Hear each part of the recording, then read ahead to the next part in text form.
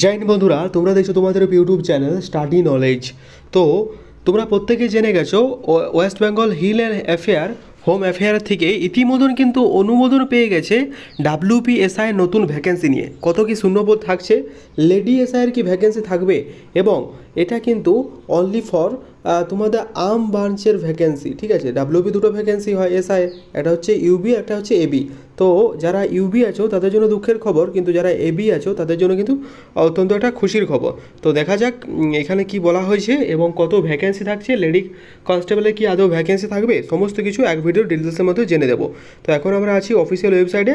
তো দেখতে পাচ্ছ ওয়েস্ট বেঙ্গল পুলিশ রিক্রুটমেন্ট বোর্ডের অফিসিয়াল ওয়েবসাইটে।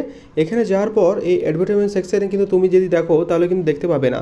এবারে বলবে কেন দেখতে পাবে না, এই যে নোটিশটা পাবলিশ হয়েছে এটা কিছুদিনের মধ্যেই কিন্তু তোমাদের অফিসিয়াল ওয়েবসাইটে চলে আসবে। তার জন্য তোমাদের কিছুদিন অপেক্ষা করতে হবে, 1 থেকে 2 দিন। পুজোর আগেই কিন্তু এই নোটিফিকেশানে বেরোনোর প্রবল একটা সম্ভাবনা আছে। যেগুলো অনগোয়িং রিক্রুটমেন্ট আছে সেগুলো পরীক্ষা এতদিনে কমপ্লিট হয়ে যাওয়ার কথা ছিল, কিন্তু হচ্ছে না ডিউ টু ওবিসি কেস না মিটলে কিন্তু পরীক্ষা হবে না।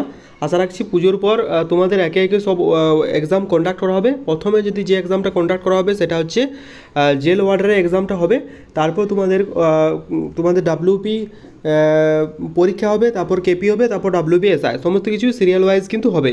তো তার আগে কি নোটিফিকেশানে বলা হয়েছে সেটা একটু দেখে নেওয়া যাক। দেখতে পাচ্ছ আমরা এখন চলে এসেছি সরাসরি। নোটিফিকেশানটা আমি তোমাদের সামনে তুলে ধরার চেষ্টা করেছি।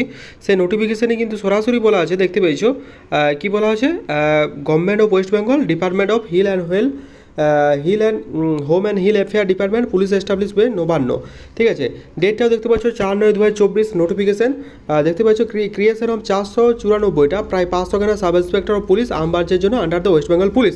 ঠিক আছে, এখানে আর্ম ব্রাঞ্চের জন্য কিন্তু তোমাদের মেনলি রিক্রুটমেন্টটা করা হবে।